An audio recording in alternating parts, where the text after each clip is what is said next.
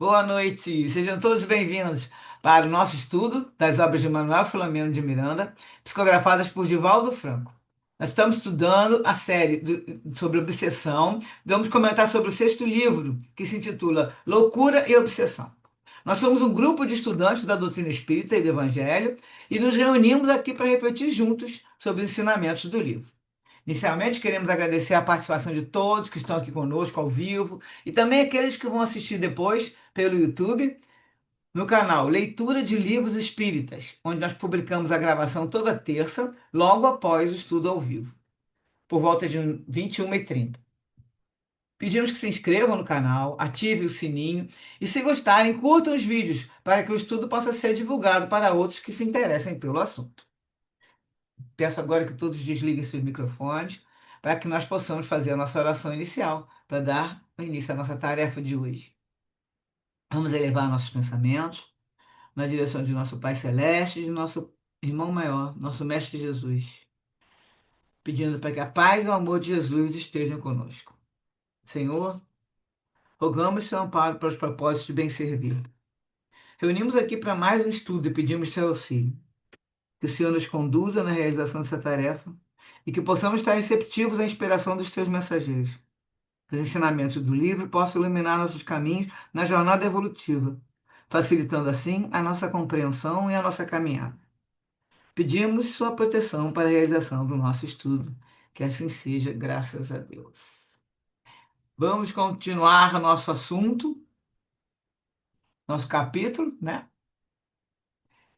Que na verdade, quer dizer, o capítulo é outro, só que na verdade a história é a mesma, né? Estamos falando do mesmo caso, que alguns nomes eu coloquei semana passada, e agora para fechar o caso do Alberto, que é aquele deficiente, parece com deficiência mental, física e tudo, e o pai e a mãe que estavam na reunião no capítulo anterior, numa reunião mediúnica, e agora eles estão voltando para casa. Então é o estudo 34, capítulo 20, e o título é Processo Desencarnatório, parte 1. E o Miranda vai falar que eles estavam surpresos.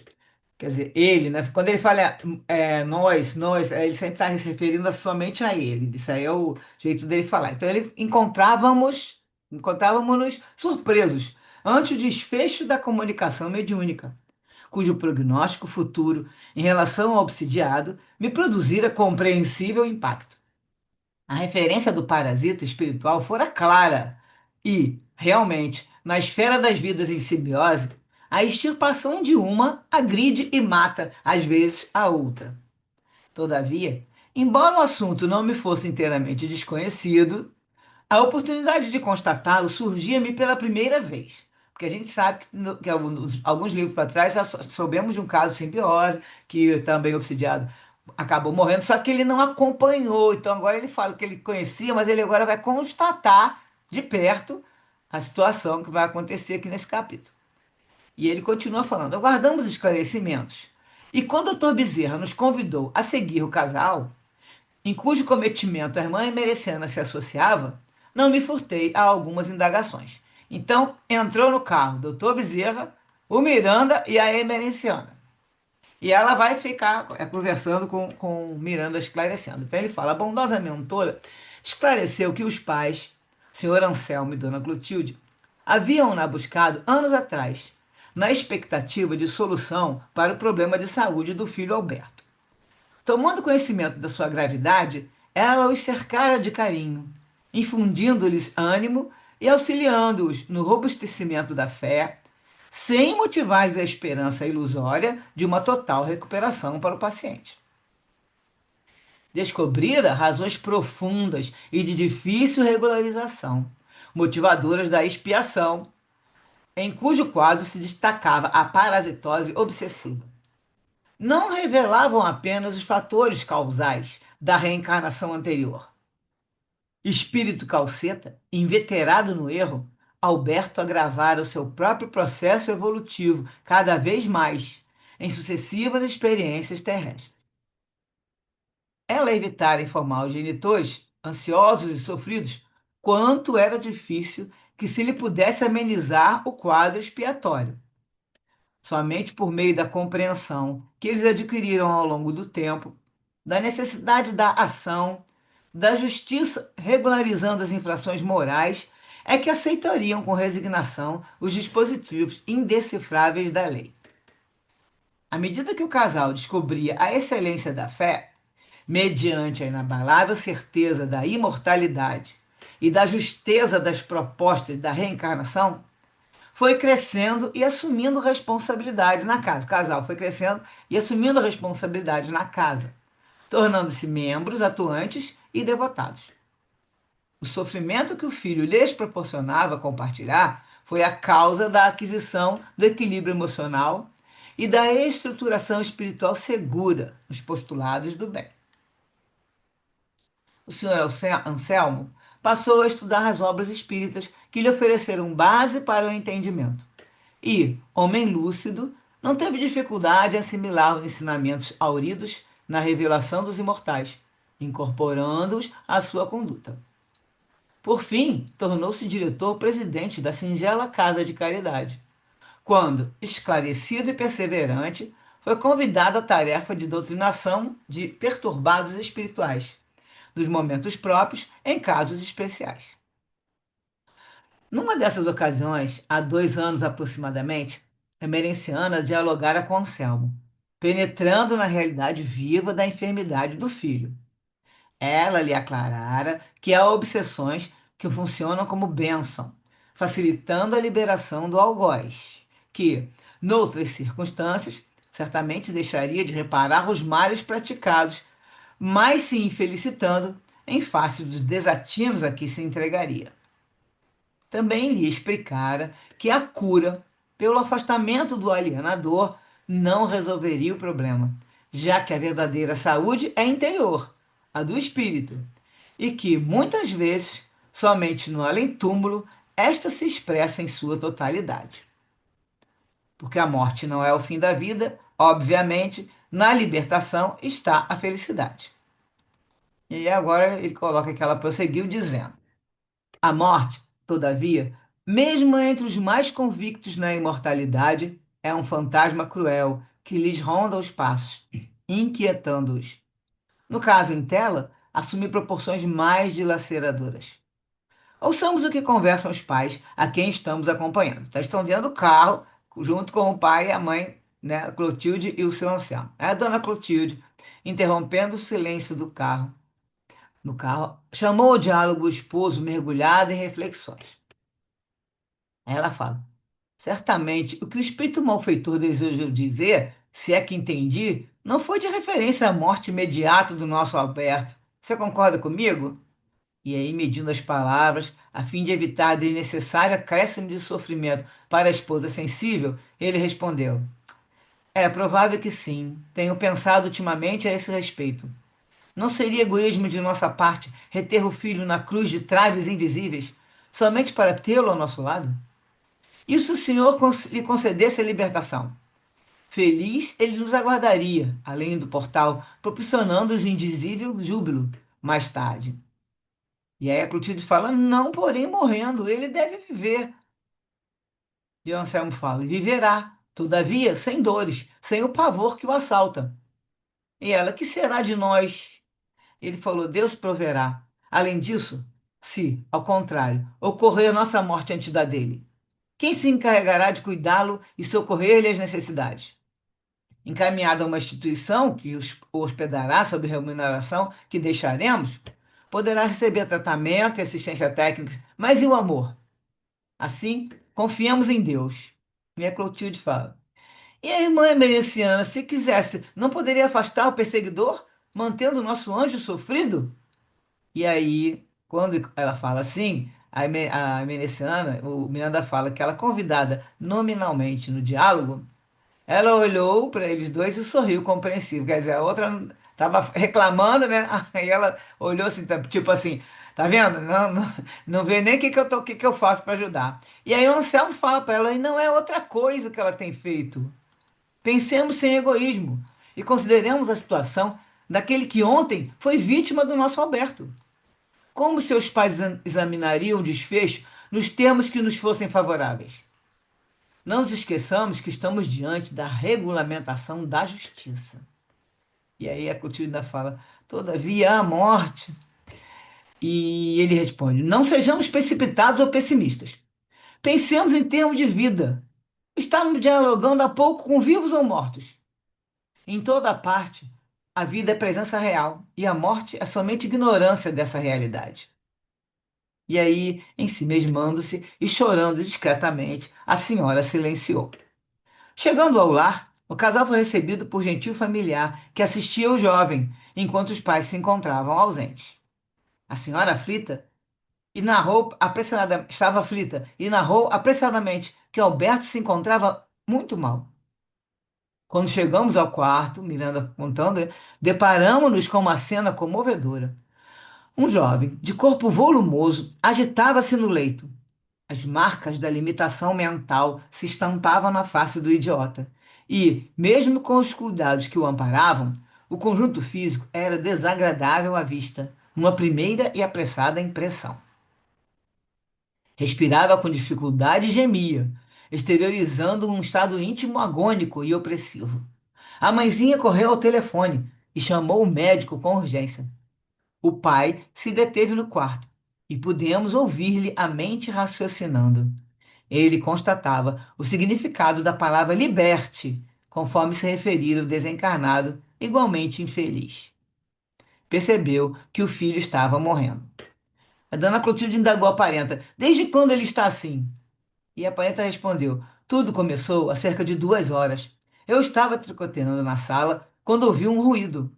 Corri ao quarto e encontrei-o encostado à cabeceira da cama, com os olhos projetados para fora das órbitas, como se acompanhasse alguma cena pavorosa. Depois contorceu-se e agitou-se, qual se alguma coisa estivesse sendo arrancada de dentro dele.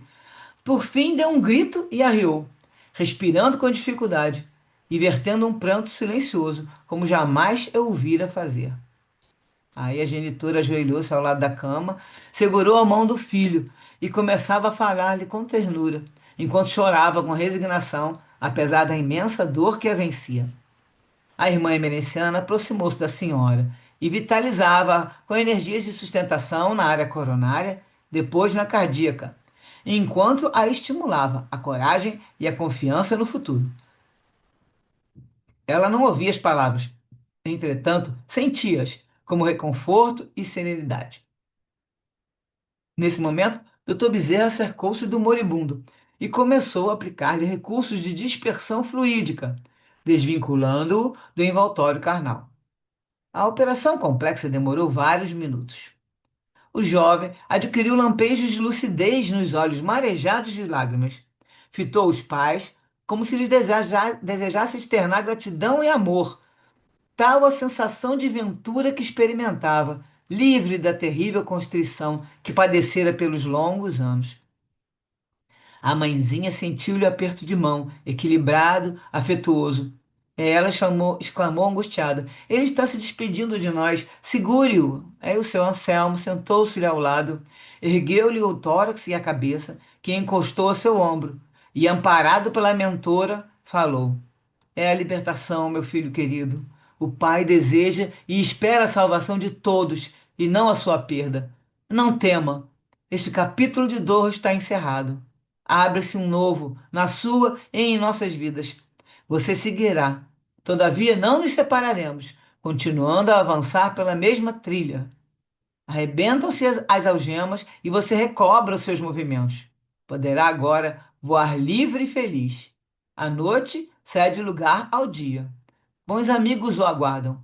Chame por Jesus e seja dócil. Nós iremos logo mais. E aí o Alberto estremeceu e tentou balbuciar algumas palavras. E ele falou: papai, mamãe. A respiração fez-se-lhe mais difícil. Cerrou os olhos e começou o quadro comatoso, prenunciador da morte. O benfeitor, após uma operação delicada, cessou a técnica de que se utilizava, enquanto suave oração se exalava das almas contritas dos pais, que se despediam. Nesse instante chegou o médico, que percebeu de imediato a gravidade do caso. Mesmo assim, examinou-o superficialmente e, sem dúvidas, acentuou: tarde demais. ele está entregando a alma a Deus. É questão de pouco tempo.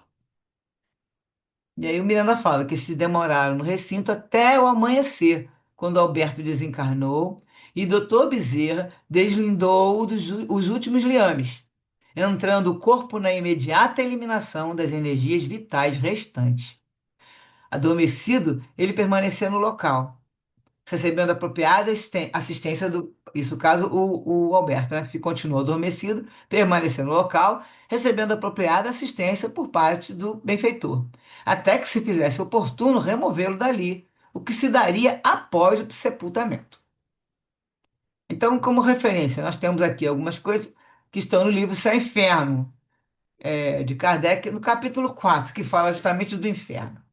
Esse capítulo, nós vamos ver algumas coisas que têm a ver com esse assunto, que é, com o Espiritismo, nós aprendemos que a alma no mundo invisível sofre por todo o mal que fez, assim como por todo o bem que poderia ter feito e não fez durante sua vida terrestre.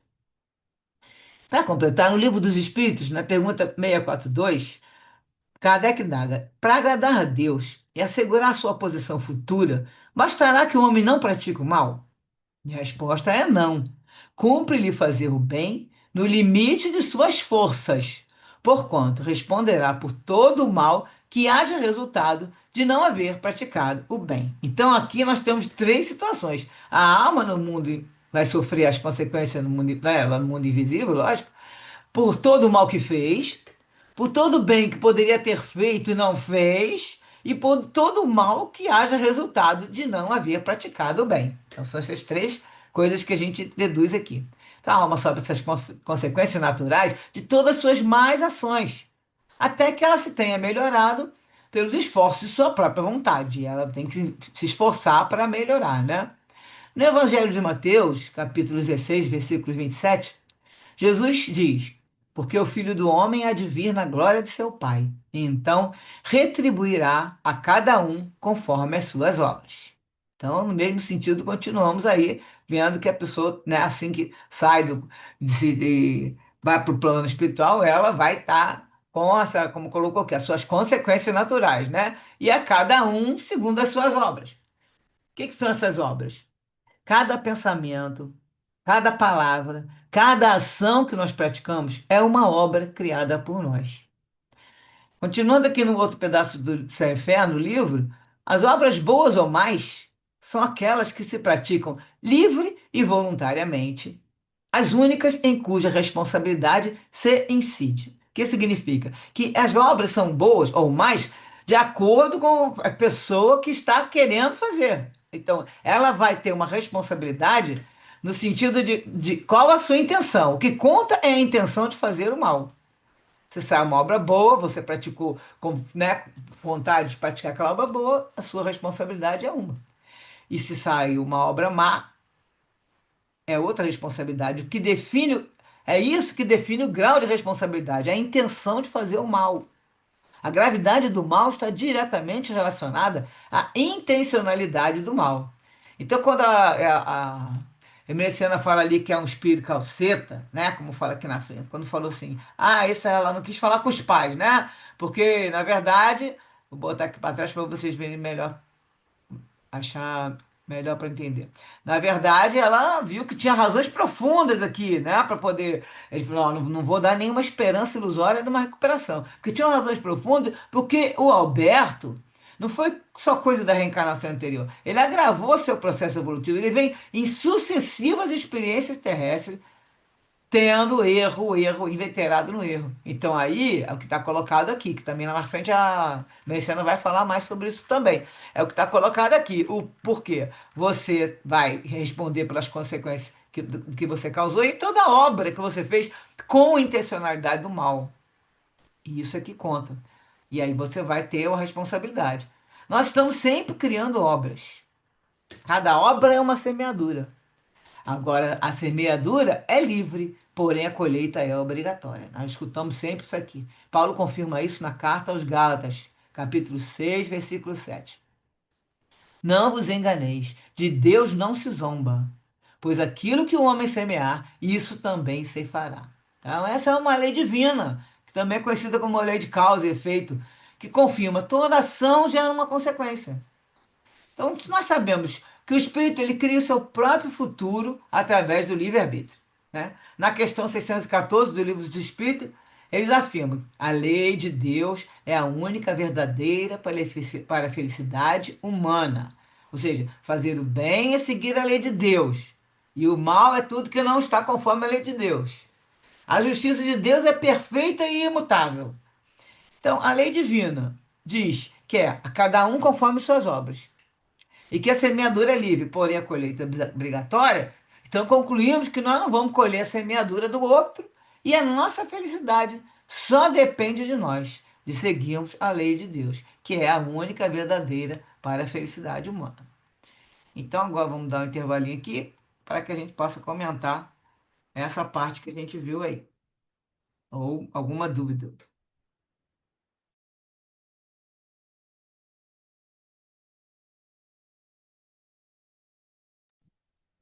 Que bonito, né?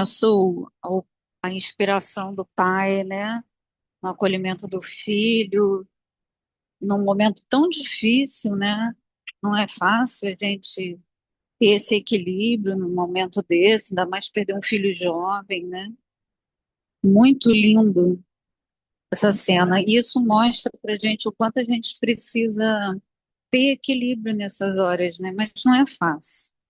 Não é sempre, muitas vezes a gente só vai ter, saber a nossa reação na hora, mas a gente estuda, né, o espiritismo justamente para que a gente não cometa esses erros, porque o momento já é difícil para quem está partindo, né, momento de perturbação, se a gente também se perturbar, os efeitos são terríveis para ele, né, para quem está indo, né. Achei muito, muito bonita essa ilustração que ele nos traz desse momento, né?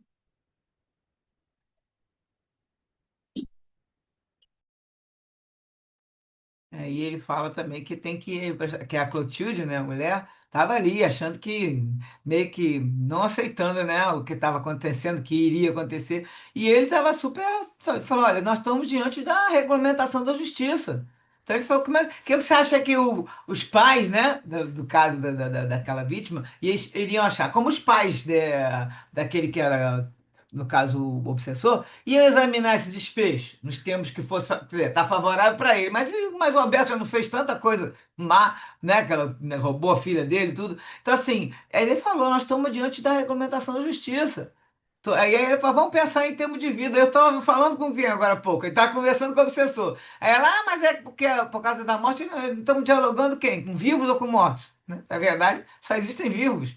Então aí ela continuou chorando, cabisbaixa, coisa e tal. Só que assim, é mãe, né? Sempre que é mãe, né? No caso, ela ia tentar segurar o máximo possível, mas ele logo, quando ele estava ali vendo o filho, ele diz que ele estava escutando o que ele estava pensando, né? E ele constatava o significado da palavra liberte, como o desencarnado, o obsessor falou para ele, ó, você vai pedir para libertar, mas ele vai morrer. Ele já estava sabendo, né?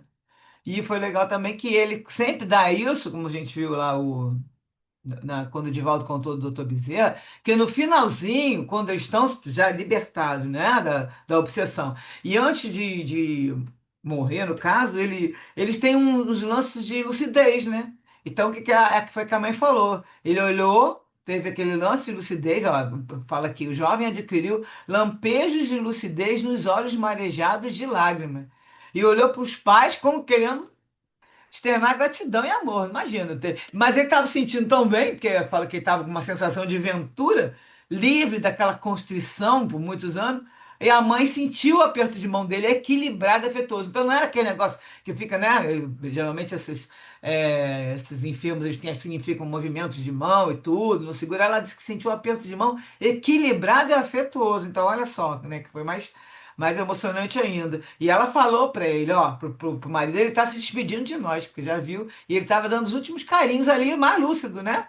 E ainda conseguiu falar papai e mamãe, que ele nem devia falar nada antes direito. E aí o seu Anselmo vai amparado pela mentora, né? A Carla comentou que ele estava ali com a boa inspiração, mas a mentora estava ali amparando ele. E aí ele vai falando que é a libertação, né? Você agora vai voar feliz e você vai na frente, porque ele pensou bem, pensa bem, um casal desse, com um filho de 20 anos, aí se morre os dois antes dele. E aí o que que ele falou? Vai ficar aqui numa instituição qualquer, não vamos pagar, mas cadê o amor, né? Para cuidar ele como um pai e a mãe, que era outro, né? Esses anos todos, você vê que ele tinha todo carinho. Então, assim, o pai ainda estava bem mais assim, racional, racionalmente pensando, foi bem melhor para ele mesmo, né, pro filho. E aí o doutor Bezerra vai, vai fazendo a operação, né, de tirando os últimos laços, que ele chama de deslindar os últimos liames, né? E aí começa o corpo, porque acontece, o Alberto desencarnou, o doutor Bezerra vai, desliga os últimos liames e o corpo entra na imediata eliminação das energias vitais restantes. Isso aí eu estou falando aqui porque daqui a pouco vai falar dele lá, né, já no velório. Então, se isso vai acontecendo, o corpo já começa, né? As bactérias, por aí vai. O corpo agindo naturalmente, né? Isso aí automaticamente. E o que que acontece? Ele ficou ali adormecido, o espírito, e o corpo está lá. Só que o corpo tem energias vitais. Então, nós terminamos esse textinho aqui falando isso. Daqui a pouco nós vamos ver a comentário que o doutor Bezerra vai falar. Ou Miranda, não lembro bem. Mas, assim, em função dessa história, que também a Iniciana vai trazer daqui a pouco, e esse lance do céu e inferno foi mais por isso, que aí ela fala para assim, olha, deixa eu ver se está aqui no comecinho do capítulo. É, não, então, ela vai falar que assim, de acordo, a pessoa tem a vida, né? No caso, a hora da morte e tudo, de acordo com como é que foi a vida dela. Então, por isso que esse trecho aqui do céu e inferno explica também que ó, você vai encontrar do outro lado tudo que você semeou aqui. Então, por isso que tem que tomar sempre esse cuidado, né? Que aí você vai ser ali, vai ter que mostrar que o que você, se você tiver algum problema de mal que você fez, todo o bem que você poderia ter feito e não fez, e o bem que o mal que foi resultado do bem que você não praticou. Porque só o que você fez e não fez, mas também ainda tem o mal que aconteceu porque você não fez o bem. Então, juntando tudo, a alma sofre essas consequências. E só vai melhorar quando ela tiver os esforços da sua própria vontade, no caso, com a sua própria vontade, se esforçar para ir melhorando. O que quis dizer aqui que assim, o Alberto, até agora, ele não tinha não estava com esses méritos, né? Agora, com essa expiação, nós vamos ver aqui algumas coisas, ele agora vai ter outra resposta, né? Agora o espírito dele já está numa situação que ele já está com a expiação, ele já trabalhou isso e já consegue, vamos dizer, depurar o espírito dele, né? O que mais? Mais alguma E essa colocação? história que você fala, né, do após o desligamento completo, né, a ação do corpo, né, das bactérias, tudo me lembrou do Miranda naquele livro, é, vou lembrar o nome já já, da história lá do tsunami, né, Ah, e, e tem uma situação que ele conta, né, transição que depois planetária. que desprendeu o espírito da moça, o corpo já rapidamente começa a agir, né, Exatamente, a transição planetária. transição planetária, exatamente. Que teve muita morte, né? A gente sabe. Aí ele foi contando vários casos de várias mortes naquele livro, né? Que foi muito interessante. Teve muita coisa diferente lá também. Pois é, então, o corpo, ele automaticamente, ele já começa a ser as reações das bactérias, né, todo do organismo todo começa já a se tanto que tem entra na rigidez cadavérica, né? São várias situações que vão acontecendo com o corpo. E aí, no caso, já estava acontecendo com ele. Só que o que que acontece? Sempre lembrar que logo que a pessoa está desencarnando ali, se não, a gente já viu isso várias colocações, tem que ter sempre uma proteção, porque senão vem o quê? Vem aqueles espíritos que querem absorver aquele finalzinho de energia vital, que tem espíritos em toda parte, que a gente sabe, né? Então, assim, eles estão, que eles chamam de vampirizadores. Vai falar alguma coisa aqui agora, na continuação do texto, mas que querem absorver aquela energia vital, que é dali que eles também continuam se nutrindo para continuar na crosta, né? Onde eles estão ali querendo viver daquela maneira que não é o lugar deles. Eles têm que viver na dimensão espiritual. Eles querem viver no plano material, né? Como espíritos, que não é correto, porque eles acabam sugando a energia dos encarnados, quando eles estão, inclusive, dentro de casa, que acontece, né? De ter espíritos que ficam dentro de casa ainda da família, então isso tudo não é correto, porque o plano, a dimensão espiritual que tenha onde eles podem se manter tranquilo, agora não junto com os encarnados aqui na dimensão, no plano material. E eu vou continuar com o texto então, para a gente poder comentar mais coisas, porque né, ainda tem mais texto aqui, mais um pedacinho.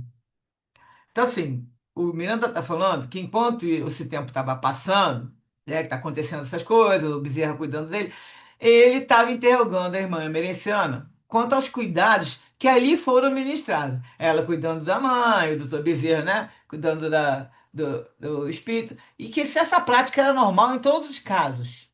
E pacientemente ela esclareceu. Então aí vem a frase que eu estava falando que ela ia colocar. Cada desencarnação se dá conforme haja transcorrido a existência carnal. Então, assim, temos que ter uma boa vida para depois ter uma boa morte, porque cada desencarnação vai ser de acordo com o que a gente foi, como foi a nossa vida. Muitos fatos concorrem a fim de que os processos da morte biológica se deem. Sabemos que é infinita quase a quantidade de casos, né?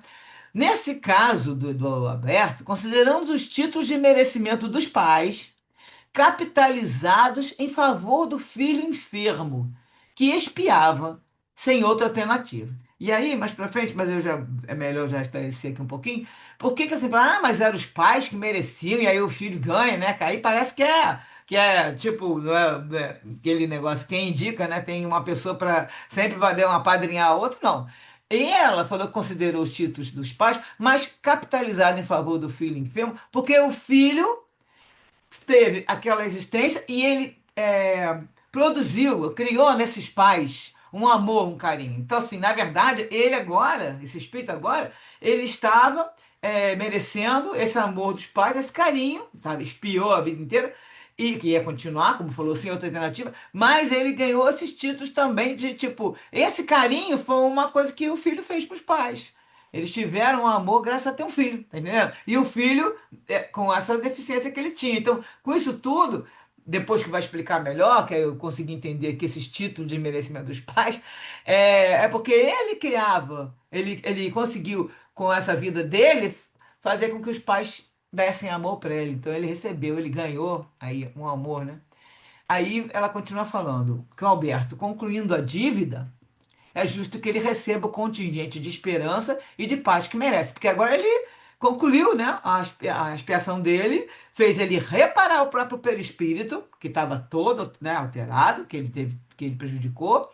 E aí ele reparou o perispírito com isso tudo, foi colocando todo o espírito também no lugar. Agora, além do mais, o prejudicado mais próximo, que era o obsessor, concedeu-lhe o aval de liberdade, encerrando-se esse capítulo doloroso na vida de ambos, com as perspectivas de futuros recomeços felizes. Então, agora, na próxima, que estão os dois agora já, né? Um espiou e o outro se acalmou. Aí a ideia que a gente sabe é que depois eles podem estar num futuro recomeço feliz juntos. Porque podem ser, inclusive, irmãos, de pai e filho, aí não se sabe o que que acontece. De qualquer maneira, a gente sabe que um encontro pode ocorrer entre os dois para justamente agora fechar, como uma pessoa tem que aprender a amar, né? Então, nesse momento, bom, vamos, eu tive a minha expiação e agora você agora me perdoou e a próxima agora a gente vai aprender a amar. E aí Miranda fala assim para Emerenciano, e se não houvesse essa assistência, o que ocorreria? E ela responde que o processo da agonia se faria mais longo e mais penoso, aumentando-lhe o aturdimento espiritual. E ele pergunta: e Alberto recobrará a lucidez de imediato? E ela falou: não, não rapidamente. Quase 20 anos de entorpecimento psíquico em face dos danos de que foi vítima o perispírito. Então, pensando também que ele estava reparando, mas o perispírito dele estava todo afetado. E teve os danos, né? Depois desse tempo todo no corpo, ele também isso vai exigir um processo natural, paulatino, de recuperação no qual as impressões se acentuam de maneira diversa, propiciando a manifestação dos conhecimentos adormecidos. Então é mesmo cada pessoa quando fica doente muitos anos, que também doenças sérias, aí, às vezes, né, um câncer de muitos anos, ou uma doença que afeta bastante o corpo, e o perispírito, é lógico, também depois que ela desencarna, ela tem um processo natural, paulatino de recuperação. Não levanta já uma pessoa que ficou muitos anos doente, ela não termina e vai e desencarna e já levanta, como a gente vê alguns casos que contam, né, até no livro Céu e Inferno, que o espírito está ali do lado, já está conversando, já está mandando mensagem. Não, não vai acontecer isso. Porque a situação do corpo atinge o perispírito. Então a pessoa, na verdade, ainda vai se recuperar devagarzinho. Por isso que geralmente são colocados para dormir. E dependendo do que for o caso, dormem bastante tempo, né? Para poder se acostumando também. Ali o corpo vai se cuidando, vão recebendo passos e por aí vai. Bom, sob cuidados especiais, ele, o Alberto, se readaptará, recobrando as faculdades que desorganizou. Porque aí por que que ele tinha aquele tipo de corpo físico? Que ele mesmo desorganizou pelo espírito dele, causando mal em outras existências. Calceta, ficou ali errando no erro, incidiu no erro muitas vezes. E a Miranda pergunta: e o que ocorre neste momento com o seu antigo perseguidor? Que não teve nome, que a gente não ficou sabendo, é o obsessor. Aí ela fala: à medida que a obsessão se faz mais profunda, o fenômeno da simbiose se torna mais terrível. Chega um momento em que o perseguidor se enleia nos fluidos do perseguido, de tal maneira que as duas personalidades se confundem. A interferência do agente perturbador no cosmo orgânico do paciente termina por jugulá-lo às emanações de sua presa, tornando-se igualmente vítima da situação, impossibilitando-se o afastamento. Por outro lado, a magnetização e intoxicação fluídica do agressor sobre o hospedeiro transforma-se em alimento próprio para a organização celular, que, se não a recebe, desajusta o seu equilíbrio. Então, fica um alimentando o outro. No princípio, gera distonia, desarticulação, para depois adaptar-se e aceitar a energia deletéria sem maiores choques nos elementos que constituem o universo celular. Então, no início, o corpo sente, mas depois ele fica vivendo naquela parasitose, naquela simbiose.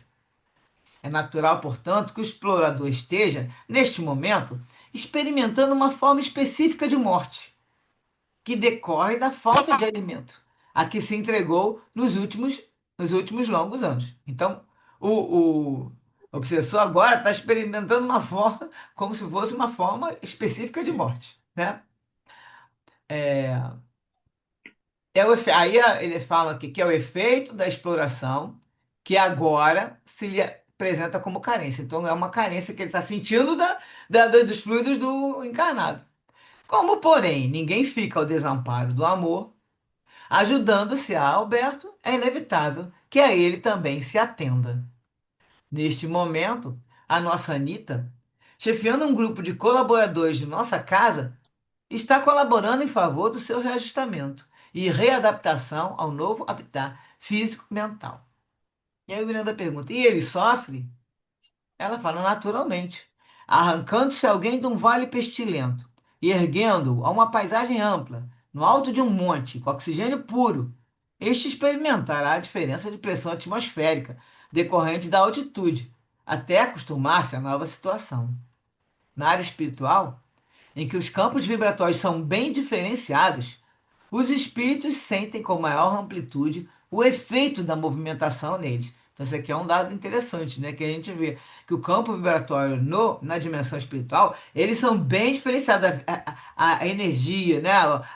A sintonia que vai ter um com o outro, mas em função da vibração que está ali, ela tem muita diferença de um para o outro. Então, quando o espírito sai de um lugar para o outro, no caso, num espírito inferior, lógico, né? Que os espíritos superiores não sentem quer dizer, na verdade, até quando vão descer para trabalho, eles têm que fazer um trabalho ali de diminuição da sua luz e tudo, mas os espíritos que vão se movimentando aí dentro, eles sentem essa amplitude, sentem essa diferença, né?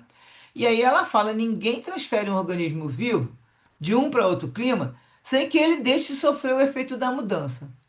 O mesmo ocorre na vida espiritual, em que não há improvisação, nem regime de preferência.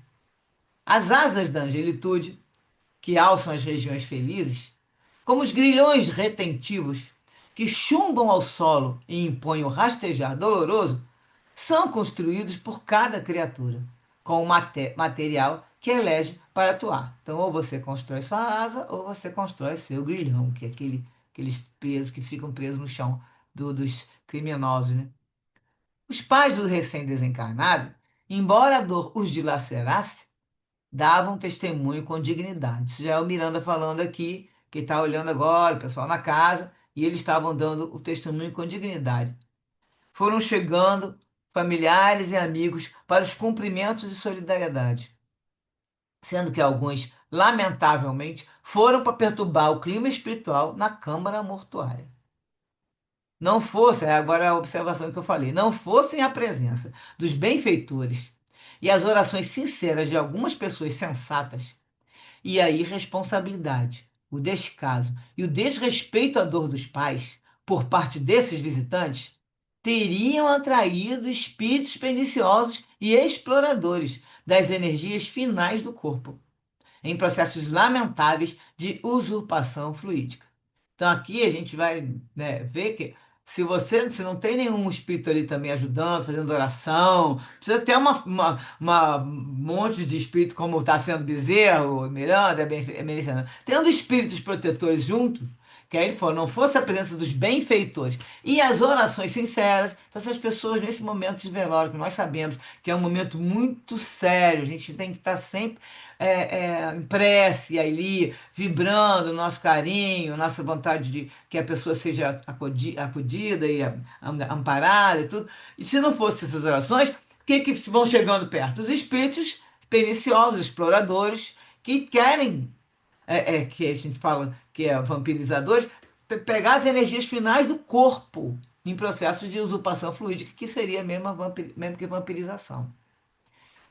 Companheiros da casa em que seu Anselmo dirigia vieram ajudar a família com o apoio fraternal e a prece de intercessão amorosa. Então tinha bastante gente fazendo prece, tá? O senhor Anselmo, só um minutinho que eu vou ver aqui. Quem está com o áudio aberto aqui? O senhor Anselmo, é, antes do ter saída pro enterro, né, do féretro, ele, visivelmente conduzido pela benfeitora, propôs-se a dizer algumas palavras que captaram a atenção dos presentes. Entreteceu breves considerações sobre a morte e a vida, exaltando a sobrevivência e detendo-se no exame da felicidade que domina o prisioneiro que se liberta. Na alegria dos reencontros ditosos com aqueles que precederam na viagem ao País da Luz, terminando por dirigir-se a Alberto, que, embora não captasse as palavras naquele momento, estas lhe chegavam como ondas sucessivas de harmonia e bem-estar. Então, olha só, ele foi falando que é a felicidade que o prisioneiro, no caso, a pessoa saindo do corpo, está se livrando, né? Dessa, que aí sempre coloca como se fosse uma prisão. A alegria dos reencontros de Tosi, então falando que vai encontrar com os parentes que já foram, que foram embora. E falando com o Alberto, apesar dele não captar as palavras, ele recebia aquilo ali, aquelas ondas sucessivas de harmonia e bem-estar. O espírito estava recebendo a vibração. Quando o féretro seguiu ao cemitério, a irmã Emericiana providenciou que permanecessem no lar alguns amigos espirituais. E seguimos, sob a direção do Dr. Bezerra, para o Hospital Colônia, em nossa esfera, que a Miranda está falando, onde Alberto ficaria internado, conduzindo-o conosco. Então, os dois levaram Alberto, o espírito do Alberto, e a minha irmã Marcena pediu que alguns amigos espirituais ficassem na casa, no caso que fala no lar, né? E porque o feto ia seguir para o cemitério. E agora vamos ver o resto da história na semana que vem. Vamos ver as referências. Então, quando ela fala que cada desencarnação se dá conforme haja transcorrido a existência carnal, ou seja, conforme a gente vive, nós teremos a nossa passagem, né? Que aí, primeiramente, seria a passagem. No livro Céu e Inferno, na segunda parte, capítulo 1, o passamento, que é justamente a passagem, esse capítulo vai falar que a extinção da vida orgânica ocasiona a separação da alma e do corpo pela ruptura do laço fluídico, que é do perispírito, que os une. Então, quando rompe esse laço fluídico, que a gente chama de fio de prata e tudo, que é do laço fluídico, que é do perispírito, é que acontece essa, aí a desencarnação. A pessoa vai, é desligamento e aí ela está separando do corpo. Bom, a afinidade entre o corpo e o perispírito é proporcional ao apego que a pessoa tem à matéria. Então, isso é muito importante. Quanto mais apego à matéria, mais lento é o desprendimento do perispírito e maior é o sofrimento do espírito. Então, a pessoa que é apegada, e não só a matéria de dinheiro, casa, é qualquer apego, no caso do mundo material, e aí incluir também os familiares, o trabalho, a vida, no próprio, suas tarefas, o que for, qualquer apego que a pessoa tenha ao mundo material, ela demora a se desprender o perispírito, e aí tem o maior sofrimento, porque o ideal é que o perispírito vai se desprendendo, como é colocado, molécula a molécula, foi feito em reencarnação. E agora na desencarnação é a mesma coisa. Vai molécula a molécula, mas só que assim, isso vai acontecendo numa sequência. Se a pessoa é muito apegada à matéria, isso fica ali prendendo. O espírito fica preso ali, junto, preso no corpo. Então a causa principal da maior ou menor facilidade de desprendimento é o estado moral da alma. Então, além desse apego à matéria, a pessoa também tiver no estado moral inferior, ela também pode ficar presa ali. E a rapidez do desprendimento está na razão direta do grau de adiantamento moral do espírito. Então, quanto mais adiantado o espírito moralmente, né, quanto mais superior, ele vai se desprender rapidamente. É o caso que eu então, contei de alguns espíritos que tem relato no livro Céu e Inferno, que eles estão ali vendo, o pessoal está velando o corpo e ele está lá fazendo, mandando mensagem na psicografia, dizendo, falando as coisas que ele quer falar para todos ali. Tá? Já desligou, já tem apego na matéria, está e lúcido conversando com as pessoas. Tem vários casos. Bom, por ocasião da morte, o espírito, o estado do espírito apresenta uma série infinita de modalidades. Ou seja, como existem infinitas modalidades de reencarnação, também a mesma coisa de desencarnação. E elas variam conforme o caráter, o conhecimento e o grau evolutivo do espírito. Se então, o caráter tiver um adiantamento moral, vai ser mais rápido. Conhecimento, se a gente tem, como a gente tem aqui o conhecimento da doutrina espírita, que a gente entende bem o que é desencarnar e tudo, a pessoa que tem esse conhecimento também já consegue ficar lúcido mais, pela lógica, ficaria lúcido mais rapidamente. E o grau evolutivo do espírito, que está ligado ao adiantamento moral. Então, para o espírito desapegado da matéria, de consciência pura, a morte é qual um sono breve, isento de agonia e cujo despertar é suave. Nas almas puras, que antecipadamente se identificam com a vida espiritual, o apego é quase nulo. E eu não coloquei aqui, que aí era para muito detalhe, mas até pode dar para falar, sobre a perturbação, que o espírito, quando ele está desligando quando ele é desligado do corpo, né? E assim que ele consegue desencarnar, ele passa por um período de perturbação. Só que quanto mais adiantado, mais evoluído, é a mesma coisa que acontece aí sobre desligar, né? Se desprender, o espírito mais desapegado à matéria, ele rápido, a perturbação é muito rápida. Coisa de minutos, às vezes, de pouco tempo, nem dá uma hora. Tem espírito que dá a sua colocação ali, que mostra pra gente nos relatos do céu e inferno, que é coisa de levantou, já ficou um pouquinho assim perturbado, como se estivesse acordando daquele sono, e aí levanta e senta acordar, e pronto, acabou de já levantar e acordar, e já começa a ficar lúcido. Então, e a perturbação é bem rápida. Em comparação aos espíritos que estão com bastante problema ligados, e também espíritos que não têm o caráter, né, que a gente conhece, tem nenhum o estado moral da alma bem inferior, né? Nenhum adiantamento moral, eles ficam ali bastante tempo perturbados. Daí que vem os espíritos que estão perturbados, desequilibrados, que vão afetar também os encarnados. Bom, no livro Evangelho segundo o Espiritismo, de Kardec, nós vamos ver que a ideia, claro, está em função também disso da pessoa ter o conhecimento, né?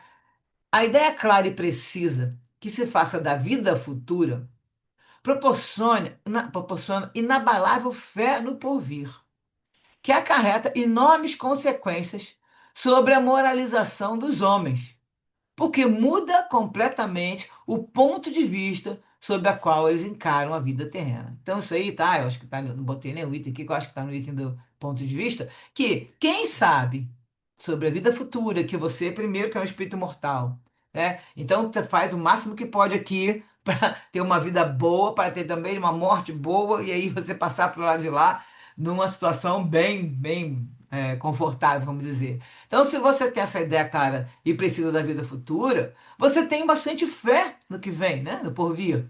E isso, o que acontece? A pessoa que já está vivendo com esse conhecimento, com essa ideia, ela tem, isso dá uma causa, uma consequência enorme na moralização da vida dos homens, do ser humano. Por quê? Porque muda completamente o ponto de vista. Você passa a entender que tudo que você semeia, você vai colher. É a cada um segundo as suas obras. E tudo isso vai ser, sabe, cada palavra, cada pensamento, cada atitude sua é uma obra que você está criando. Daí a gente já pensa duas vezes antes de fazer qualquer besteira, né? No trechinho que Miranda pergunta para a Emericiana se o Alberto recobrar a lucidez de imediato, e ela diz que não rapidamente, a gente teve uma referência no livro Reencontro com a Vida, de Manuel Filomeno de Miranda com Divaldo. E o capítulo é Despertar da Consciência no Além-Túmulo.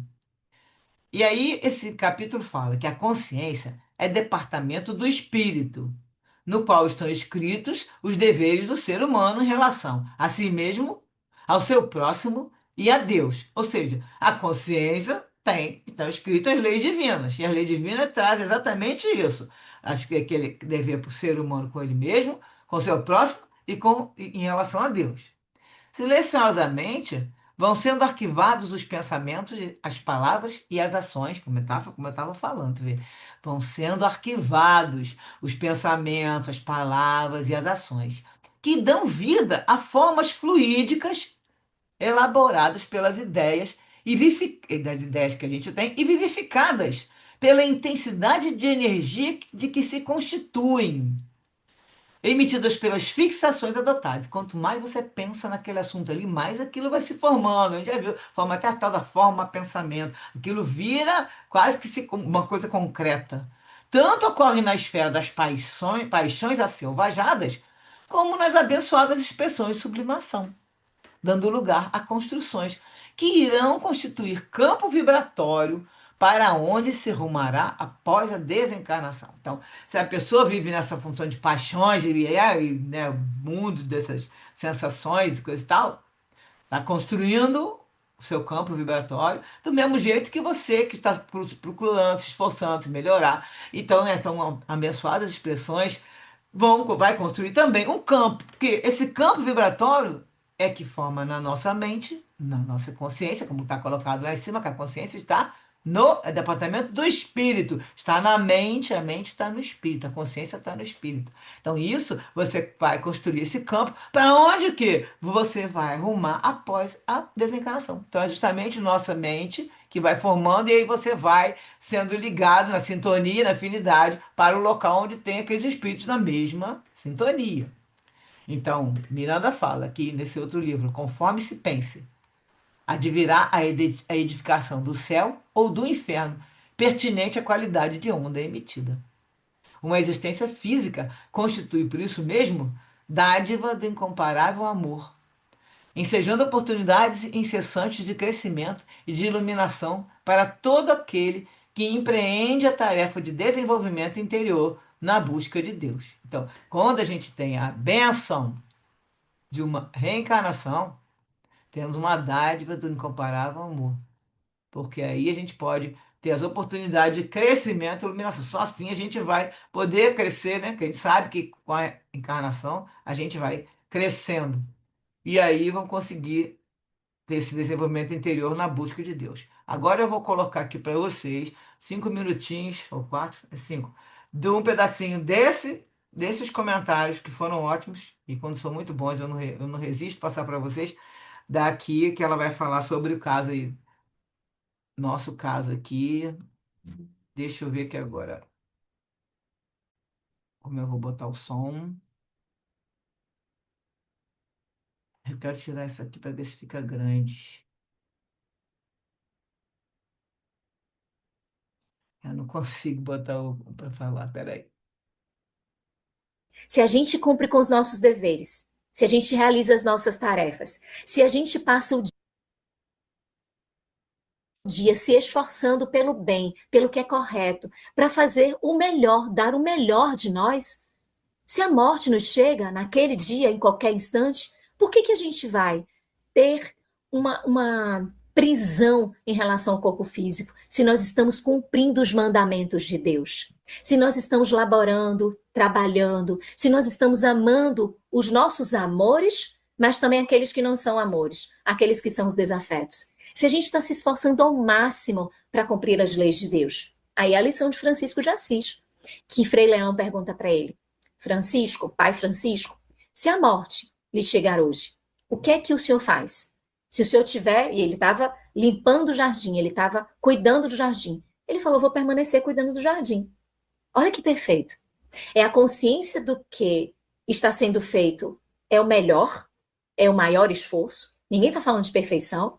A gente está falando de esforço, de se dedicar, de a cada instante, a cada oportunidade, a cada situação da vida, a gente tentar e buscar ser o melhor e apresentar o melhor. Mas também de que a gente deve confiar de que se a morte chegou naquele contexto, eu vou continuar também fazendo lá o que eu estou fazendo aqui, porque eu sou o mesmo. A mudança de condição pelo fato de nós termos nos desprendido do corpo físico não retira quem nós somos. Nós somos quem somos. Tal vida após a morte, tal vida antes da morte. Nós somos a mesma pessoa. Não existe um milagre que acontece, por mais que assim a gente interprete, às vezes, o tio Divaldo sempre brinca muito com isso, dizendo que a pessoa quando morre vira anjo, vira um santo. Às vezes a gente nem gostava da pessoa, mas morreu, a gente se investe numa condição de piedade, de compaixão, e a gente torna aquela pessoa que nem era afeta nossa, um anjo. Não é isso que acontece. Não há milagre porque a morte se realizou e ela invadiu a nossa história. Nós somos quem somos. Então, nesse processo em que a gente identifica no capítulo, nessa dor, existe muito essa travessia que eles enfrentam. A gente nota que tem lastro nessa moralidade, nessa crença, nessa fé que eles professam, mas também em todo o trabalho que eles foram realizando. E isso dá tanto aspecto de consolação para eles e tanto aspecto de consolação para o filho deles, que está passando por esse processo, e que foi o que Marcelo falou.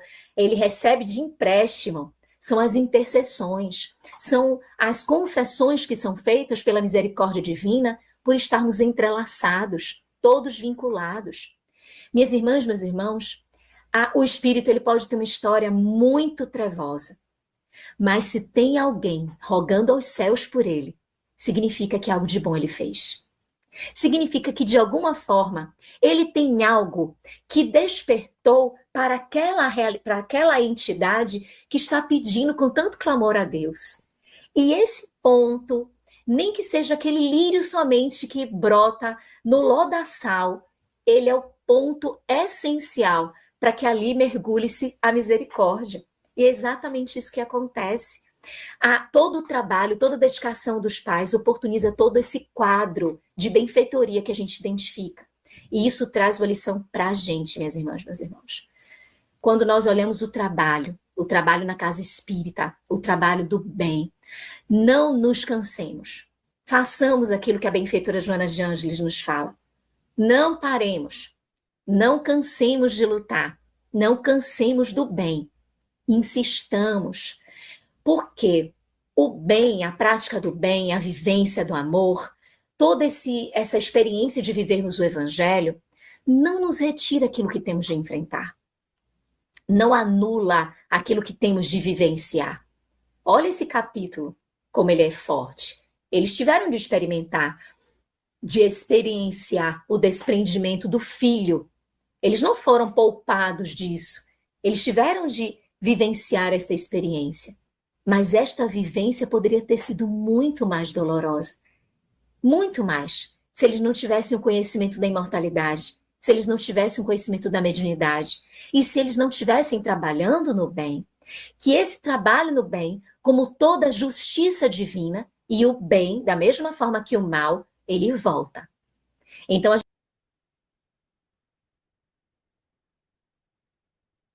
Então, aí Eu achei muito legal que ela foi justamente quando eu entendi, pra ver como é importante a gente ter que assistir, né, a live. Quando eu entendi que ela falou, pode ser o espírito mais trevoso.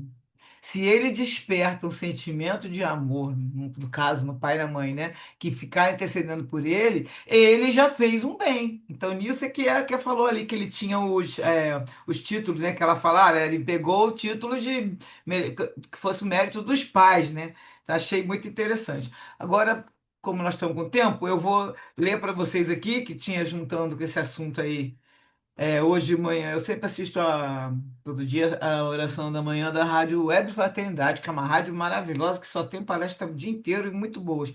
Eu deixo ela tocando em casa, alterno com a Rádio Rio de Janeiro e com a outra atividade espírita. São três rádios que eu vou alternando, porque às vezes eu já escutei uma coisa ou na outra.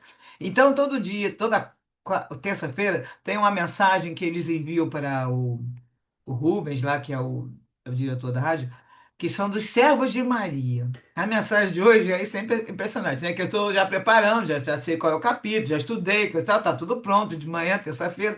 E aí veio vindo um monte de texto que eu falei que tinha a ver com a nossa história aqui. Então eu vou trazer o que ele leu hoje, né? Que essa mensagem vem, eles psicografam e mandam para a rádio, e ele lê.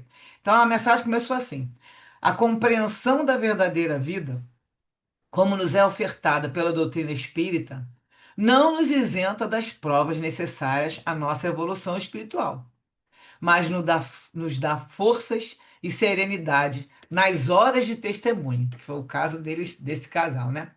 Passamos a enxergar as pedras em nosso caminho como elementos essenciais à nossa maturidade espiritual.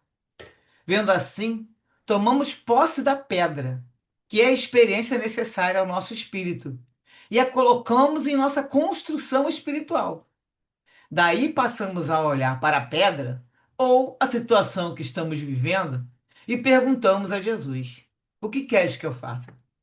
Abre-se então a sintonia de inspirações maiores a nos conduzir rumo às boas respostas que Jesus e o nosso Pai esperam de nós. Assim, a mesma pedra que nos feria os pés no passado recente passa a nos edificar o espírito, tornando-nos melhores. Caminharemos dessa forma em nossa evolução, compreendendo a vida e, cada vez menos, nos colocando em sofrimentos desnecessários, causados pelo apego, egoísmo, avareza, orgulho e tantas situações que criamos para nós mesmos quando ainda distraídos com a vida material.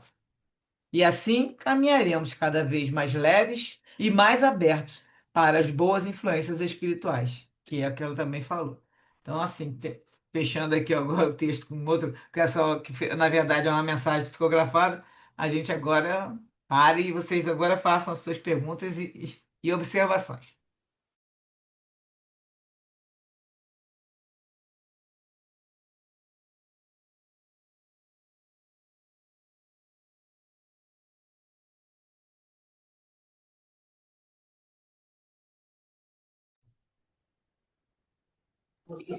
Ô, Su, com relação ao velório, você já falou já faz um tempinho, né?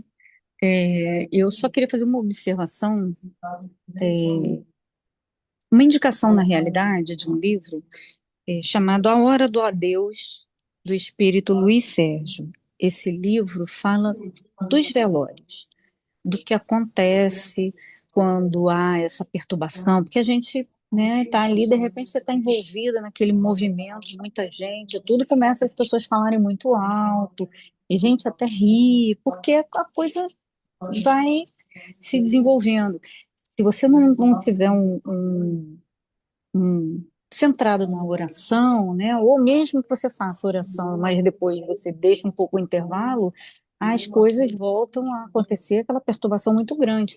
Então, o Luiz Sérgio, nesse livro, ele fala muito sobre isso, né? Da importância de você ter esse cuidado, porque as pessoas, a gente vive no automático e não percebe que ali é um velório, gente.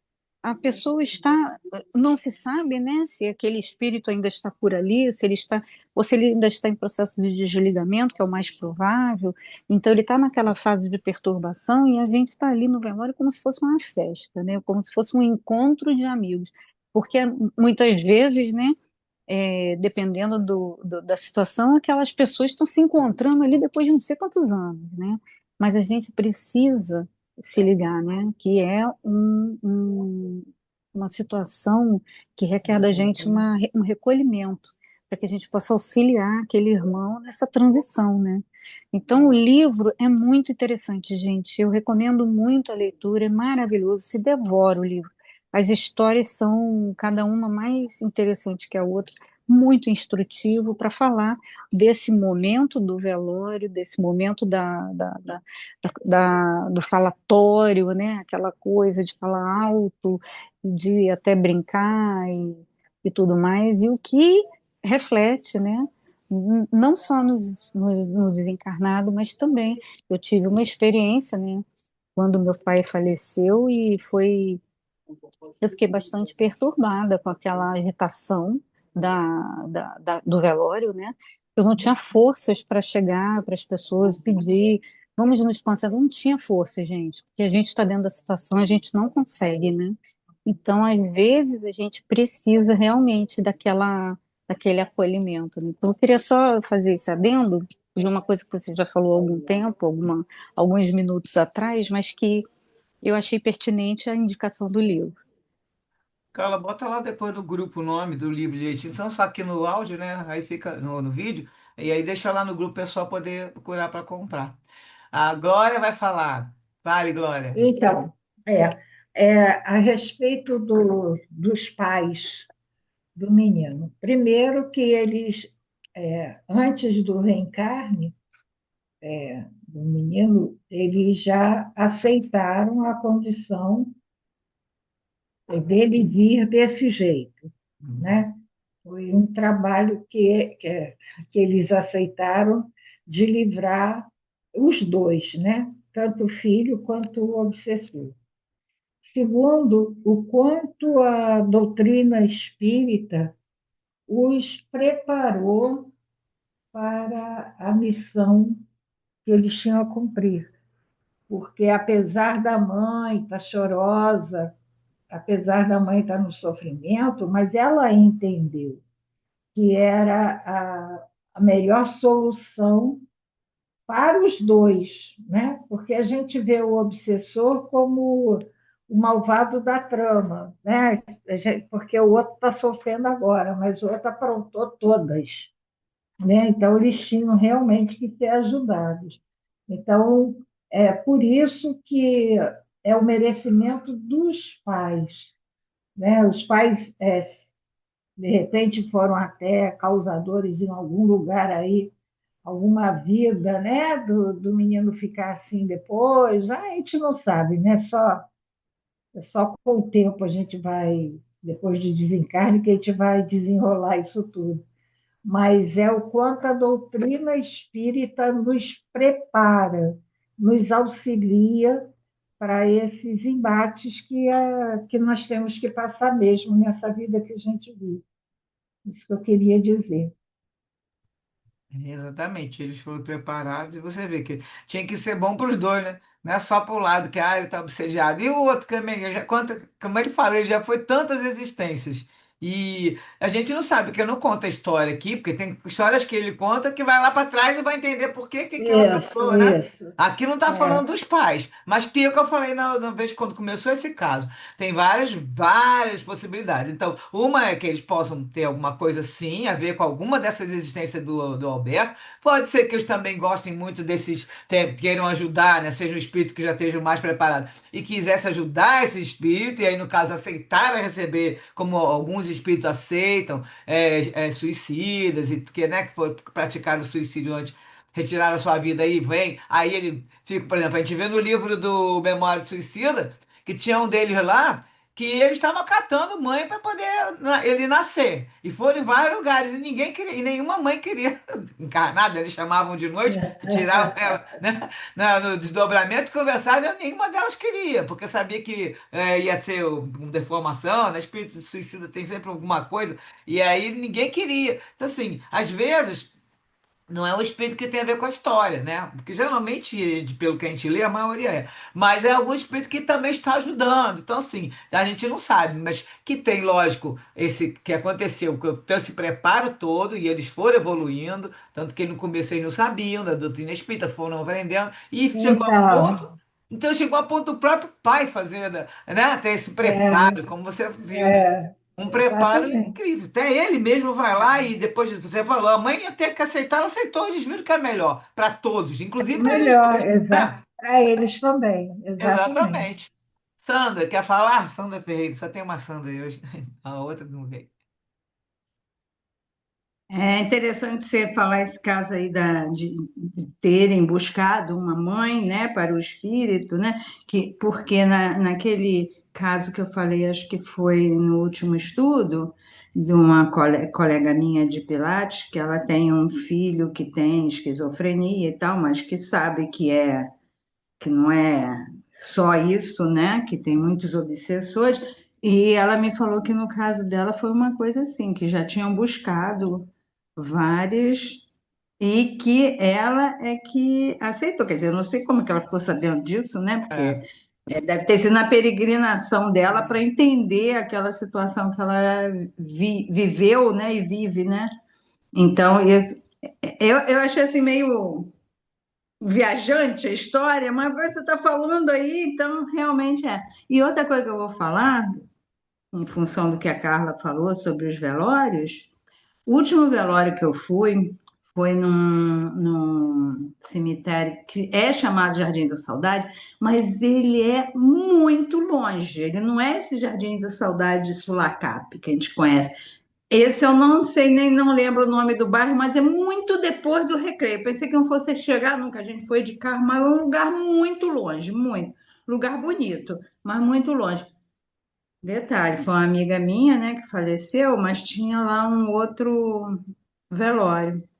Na hora que eles foram enterrar, eles cobriram o caixão com uma bandeira do Flamengo e soltaram muitos fogos na hora de enterrar mesmo, entendeu? Essa me surpreendeu, porque fogos, eles soltaram muitos. Parecia uma festa. Eu sei que tem lugares do mundo que funciona assim, né? Mas eu achei curioso, porque eles soltaram fogos. Tinham outros velórios ali também, não era o único. Fosse o único, sem problema, podia fazer o que for, podia até ter escola de samba, entendeu? Mas tinha outros, né? Então, assim, a pessoa. E eu acho, assim, estranho o cemitério permitir isso, né? Soltar fogos. E não foram poucos, não, hein? Soltaram bastante. Essa eu acho que ninguém viu ainda, né? você me lembrou que Fogos no enterro. enterram essas pessoas de forças armadas, até que o pessoal dá um monte de tiro. Já você me Não, lembrou mas dos isso aí filmes. é Dá um monte de rajadas de tiro. Aí é você. um protocolo deles, né? Pois Agora, é. fogos no É, enterro, a bandeira do eu, Flamengo. eu só Mas aí acredito que tá, eu né? vi, Cada um né? é que você falou, a gente não sabe que você não adianta perturbar o enterro do próximo também, mas nesse ponto a pessoa deve ter alguma proteção, porque é um que está fazendo e o espírito de cada um com a sua proteção também, né? Nessa hora a gente vê que conta Não, sempre pode aí. ser até bom para o espírito que estava ali, vai ver que ele pediu esse tipo Pois de é, a coisa gente quando não, ele nunca sabe. esse e tal. É, Tudo bem, mas tem os outros, né? Os exatamente. outros velórios que tem no cemitério grande. Mas aí o caso que você falou, o negócio que eu falei da mãe, das mães, tá no livro Memórias do Suicida e é um capítulo especial que é muito interessante. E não é uma só, não. Eu me lembro de estar conversando com duas. Aliás, tô lembrando aqui alguma coisa que tem uma que eu acho que era até do Brasil. Eu vou procurar esse texto, esse pedaço, e vou trazer para vocês no momento que tiver a ver. essa história de Chico Filho, no filho, porque é interessante ver que ela não queria É, aceitar e ela era era do Brasil, porque essa história todos eles são de Portugal, tem um da Espanha lá, é uma turminha que não estavam aqui no Brasil. E aí eles vêm passear aqui, vêm para poder tentar. Aí, inclusive, quem é que vai psicografar? A Ivone, que está no Brasil. E aí é um desses. E também tem um outro que ele psicografa, chama acho que Fernando. E no caso, no momento desse que eles vão procurar uma mãe, eles vão no Nordeste, conseguem pegar e falar que vai pegar essa mãe. Bianca, fale. mas no caso desse espírito que eu falei, a pessoa ainda está encarnada, não era o caso de suicídio, não, era o caso de ter sido foi muita maldade, foi torturador, né? Alguma coisa assim, esse fez muita Estava maldade. na sua expiação, né? Teria uma expiação. É, Fale, Bia.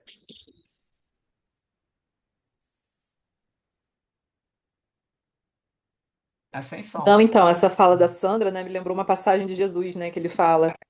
Oi, tá ouvindo? Estamos, tá vendo? Tá ouvindo? Estamos. Ouviu a primeira frase? Não. Sim, a passagem de Jesus, te lembro. Isso, né? A passagem, né, de que ele fala: deixai aos mortos a necessidade de enterrar seus mortos, né? Então, a explicação até que me deram dessa passagem é que assim, a forma como a pessoa é enterrada não é importante, né? O importante é o processo da passagem, enfim, né? Não a forma como eu posso dizer, as honras, né? O jeito, né, de se enterrar, né? As honrarias, né? Se você botou flor ou não, isso é indiferente para o espírito, né? Então, assim, só é importante, claro, manter a sintonia durante o velório, né, em prece, para auxiliá-lo, né? Acho que esse é o único fator importante, né? Mas a forma como ele é enterrado, né, se tem se tem fogos ou não, eu acho que é uma coisa que indifere pro espírito, né? Não pra gente que está encarnado. A gente se sensibiliza, claro, mas pro espírito indifere, né? Por isso que eu me lembrei dessa passagem de Jesus e dessa explicação que eu recebi, né? Através dessa passagem. E tudo assim é muito relativo, né? Porque, por exemplo, o que a gente fala assim, em relação ao velório é que aquela vibração necessária para você desligar o espírito é que tenha todo mundo que esteja vibrando mais ou menos no mesmo, né? Mesma sintonia, de exalar aquela, de irradiar o seu carinho pelaquela pessoa, pedir por ela, que ela esteja sendo apoiada. Porque se ficar naquelas brincadeiras, e costuma, como a Carla falou, a família se reúne ali, só vai nos enterros. E aí tá todo mundo junto e começa a lembrar. Lembra quando eu falava assim? Aí lê da pessoa que tá Uhum. ali deitada. E Ou ficam então lembrando. as pessoas É muito sim, é comum, né? Se acontecer isso, né? há muitos anos aí, né, acham que é um encontro ali e tal. E exatamente acaba sendo. Aí Em você vez de começa a estar em lembrar as prece coisas pelo daquela pessoa que falecido, né? morreu, uns fatos engraçados, todo mundo ri. Então, assim, é isso que eles pedem para que a gente evite, porque isso prejudica, dependendo que o espírito não está ali na perturbação, né? Quando ele está consciente, né? Porque tem muito espírito que ele também está sendo protegido, já está sendo. Tem espírito que não está nem ali, que eles levam, tem espírito que fica ali, a gente tem são milhares de possibilidades, a gente sabe isso no livro que a Carla está falando. Eu não lembro mais que eu já li há muito tempo, mas quero Uhum. reler. Esse mostra vários tipos. E o que que acontece? Tem gente que também já não já levaram, né? A gente sabe que tem os irmãos enfermeiros que carregam os vícios, tem outros que vão estar ali perturbados, tem outros que vão estar gostando da festa dos fogos, vão estar querendo vibrando, Uhum. porque são matéria, agarrado na matéria ainda, e gostam daquilo. Então nós não podemos ficar aqui, como eu sempre falo, né? A gente sempre fala, não é para ficar Se for analisando. um espírito já com uma certa evolução, né? Não vai estar nem ali, né? Já vai ter Exatamente, ido, ele já né? está ali, Plano já foi, espiritual. saiu, já está fazendo psicografia, lá dando comunicação. Uhum. Isso aí tudo tem milhares de, né? Muito relativo. Agora, o ideal é que se faça Exatamente. o silêncio necessário para aquilo ali, para que todos que estão em oração e prece, fazendo vibração, consiga aquela energia, aquela vibração para poder ter esse desligamento, e aí o espírito sai e não fica muito perturbado, porque aí começa a escutar a pessoa falando. Você vê no livro Voltei que aquele, né, o irmão lá, o Jacob, ele vai Irmão contar Jacob. os caras falando no enterro dele, ele ficou muito perturbado, porque estava falando dele, coisas que ele Uhum. estava gostando. E olha que esse espírita, aquele espírita, Ele fez Sim. muita coisa para o espiritismo. Ele estava Esse é o amparado. cuidado, né, que a gente tem que ter, de saber o que Exatamente, a gente vai tanto que falar durante o velório, né? ele E estava principalmente nós lá, espíritas, né, que a gente já tem esse conhecimento, né? As falando. pessoas leigas bem, né? Você pode até dar um toque, Exatamente. ó, não fala assim não, né? Vai Exatamente, a que o gente espírito tem que tomar esse escuta. cuidado. É o cuidado que tem que ter. Uhum. Né? Porque, por Uhum. exemplo, ele estava parado, o doutor Bezerra de Menezes, dos espíritos mais de alta, né? Que eles falam de escola, só que mesmo assim ele estava perturbado porque estavam irradiando aquelas energias e ele estava ainda preso ali, tanto que ele foi devagarzinho, ainda estava andando com o pijaminha dele ali, né? Que eles contam que ele estava, foi devagarzinho até ele conseguir se desprender daquilo, ele se perturbou mais ainda, ele poderia ter se perturbado menos, entendeu? Então, é essa que são as Uhum. situações. Nós, como já estamos terminando aqui, antes de terminar e antes da oração, eu quero fazer só um recadinho, depois coloco no grupo, é que na semana que vem eu tenho, não consegui horário diferente, eu vou ter que fazer uma extração de um dente aqui, uma cirurgia dentária na terça de manhã.